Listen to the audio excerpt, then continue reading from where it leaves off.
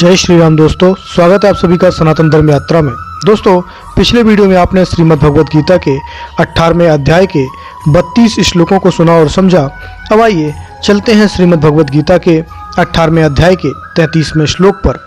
इसमें लिखा है, धृत्या धारयते मन प्राणेन्द्रिय क्रिया योगिना व्यभिचारिण्या धृति सा पार्थ सात्विकी। अर्थात, हे पार्थ, योग्याभ्यास पूर्वक जिस अभिचारिणी धृति द्वारा पुरुष मन प्राण और इंद्रियों की क्रियाओं को नियमित करता है, वह धृति सात्विकी है।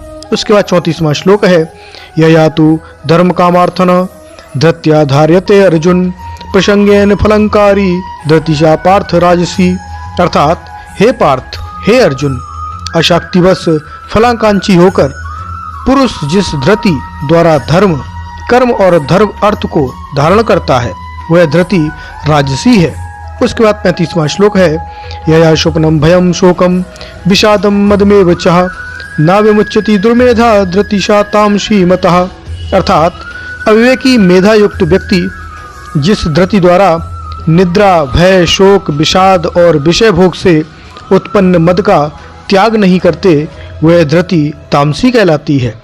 उसके बाद 36वां श्लोक है, सुखम त्रिवदनी त्रिविधम शृणु मे भरतर्षभ अभ्यास अद्रमते यत्र दुखांतस्य निगच्छति। अर्थात, हे भरत श्रेष्ठ, अब मुझसे 3 प्रकार के सुख के विषय में श्रवण करो।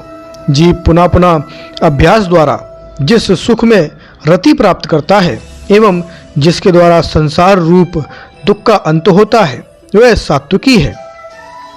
उसके बाद 37वां श्लोक है, यत् दग्रे विषमिव परिणो में अमृतोम पवम तत्सुखम सात्विकम प्रोक्तमात्म बुद्धि प्रसादजम। अर्थात, जो कोई सुख पहले विष के समान किंतु परिणाम में अमृत के समान है और आत्मविषयक बुद्धि की निर्मलता से उत्पन्न होता है, वह सुख सात्विक कहलाता है। उसके बाद 38वां श्लोक है, विषेन्द्रियम शयो गाद्य क्षत्रे मृतपोपम परिणामे विषमेव तत्वसुखम राजसम स्मृतम। अर्थात, विषय और इंद्रियों के संयोग से जो सुख उत्पन्न होता है, वह पहले तो अमृत के समान होता है किंतु परिणाम के विषय में समान होता है। उस सुख को राजसिक सुख कहते हैं। उसके बाद 39वां श्लोक है, यदग्रे चानुबंधे चा सुखम मोहन मात्मनः निद्रालस्य प्रमोदमत्थम तत्ताम मश मुदाहत्तम। अर्थात, जो सुख पहले तथा बाद में आत्मा के स्वरूप को आवृत करने वाला है, निद्रा आलस्य प्रमाद आदि से उत्पन्न होता है, वह सुख तामसिक कहलाता है। उसके बाद 40वां श्लोक है, ना तदस्ति पृथिव्याम वा दिवि देवेषु वा पुनः सत्वं प्रकृति जय मुक्तम यदेवी स्यात्रिभिगुणे। अर्थात, पृथ्वी में अर्थात मनुष्य आदि में अथवा स्वर्ग में, इतना ही नहीं देवगण में भी वैसा कोई प्राणी या वस्तु नहीं है जो प्रकृति से उत्पन्न इन तीनों गुणों से मुक्त हो। उसके बाद 41वां श्लोक है, ब्राह्मण क्षत्रियाभिषा शूद्रांच परंतपः कर्माणि प्रवृत्तानि स्वप्रभाव प्रभय गुणे।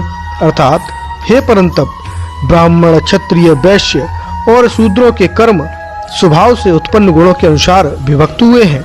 उसके बाद 42वां श्लोक है, समोदम स्तपा शौचम शांतिराजरमेव चाह ज्ञानम विज्ञानमत्सक्यम ब्रह्म कर्म स्वभावजम। अर्थात, शम दम तप सोच सहिष्णुता सरलता ज्ञान विज्ञान और आस्तिकता, ये सब ब्राह्मणों के स्वभाव से उत्पन्न कर्म हैं।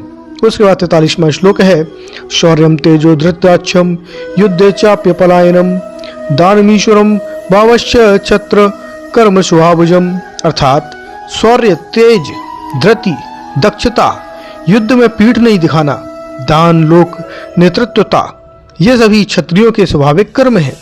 उसके बाद 44वां श्लोक है, कृषि गौरक्ष वाणिज्यम वैश्य कर्म स्वभावजम परिचर्यात्मकम कर्म शूद्रश्चापि स्वभावजम।